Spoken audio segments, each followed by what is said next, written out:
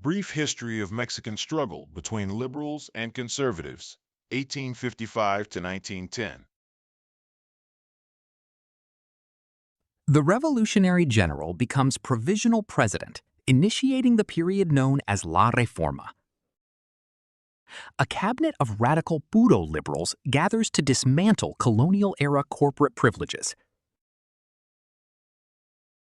The Ley Juarez of 1855 abolishes special legal courts, or fueros, for the clergy and military.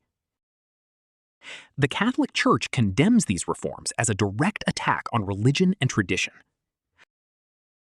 Moderate liberal Ignacio Comonfort succeeds Alvarez, hoping to find a middle ground with conservatives. The 1856 Ley Lerdo mandates the sale of all land owned by civil and religious corporations. The law also targets indigenous communal lands, forcing many to sell their ancestral heritage. Lawyers, journalists, and teachers gather in the capital to draft a new national charter. Deep cleavages emerge within the liberal camp over the pace and radicalism of the reforms. The new constitution codifies the separation of church and state and individual human rights. The government mandates an oath to the constitution, leading the church to threaten excommunication. Conservative resistance culminates in the Plan of Tacubaya, rejecting the constitution and triggering war.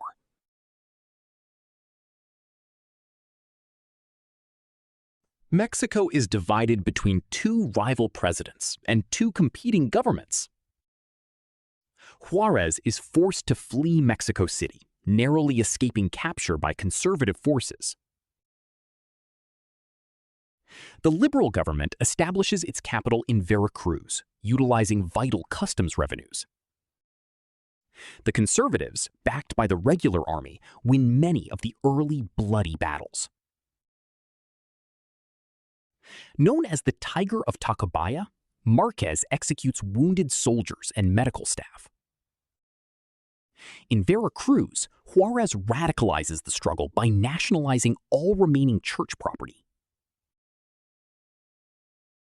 The United States recognizes Juarez, while the conservative regime signs a treaty with Spain. During the Battle of Anton Lizardo, the U.S. Navy intervenes to protect Juarez's government. In 1860, the liberal tide turns with a decisive victory at the Battle of Calpulopan. Defeated, the top conservative commanders flee into exile across the Atlantic. Victory is achieved. Juarez returns to the capital to restore constitutional rule. The war leaves Mexico bankrupt, setting the stage for a new foreign threat.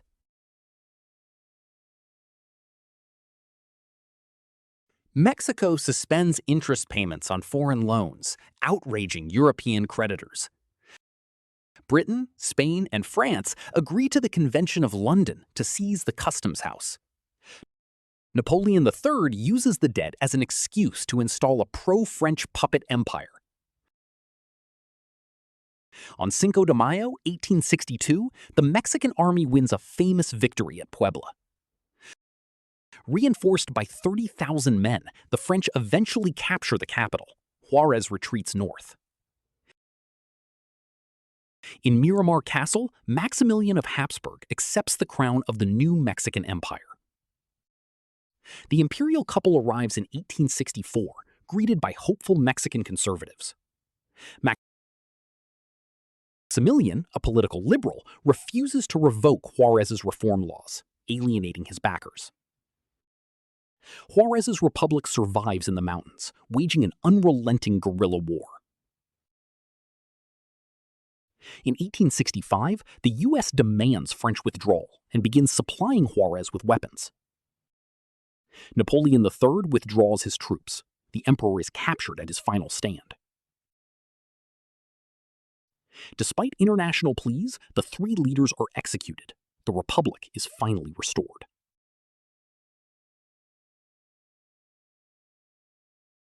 Juarez begins the restored republic, seeking to reconstruct a nation shattered by war. A hero of the war against the French, Porfirio Diaz emerges as a powerful rival to Juarez. The liberal government continues its project of turning peasants into individual property owners. In 1871, Diaz launches the Plan de la Noria, rebelling against Juarez's re-election. Juarez dies of a heart attack in 1872. Sebastián Lerdo de Tejada succeeds him. Lerdo extends the reform laws, making the separation of church and state absolute. Positivism, the philosophy of order and progress, becomes the official creed of the elite. Popular conservatism survives in regional strongholds like Tepic under the caudillo Lozada. In 1876, Diaz revolts again, this time against Lerdo's attempt to stay in power. Diaz's forces win a decisive victory, forcing the government to collapse. The last president of the revolutionary generation flees into exile as the old order ends. General Porfirio Diaz enters the capital. The 35-year Porfiriato begins. Diaz rules through a policy of pan y palo, bread or the club, prioritizing order above all. A small clique of advisors, the scientists, use positivist theories to guide the nation. The regime attracts massive foreign capital, modernizing the economy for the privileged few. Thousands of miles of railway are built, linking Mexico's resources to global markets. Economic growth comes at a steep cost, as 95% of communal lands are seized by large estates. The regime becomes a full car, with no room for new political participants. In 1908, Diaz tells an American journalist that Mexico is finally ready for democracy. The apostle of democracy, Francisco Madero, challenges Diaz with his call for free elections. Fearing Madero's momentum, the dictator has him arrested before the 1910 election. Diaz celebrates Mexico's 100 years of independence, while the ground shifts beneath him.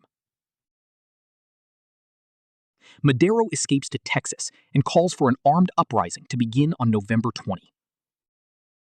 Diaz resigns in 1911, warning that Madero has unleashed a tiger he cannot control.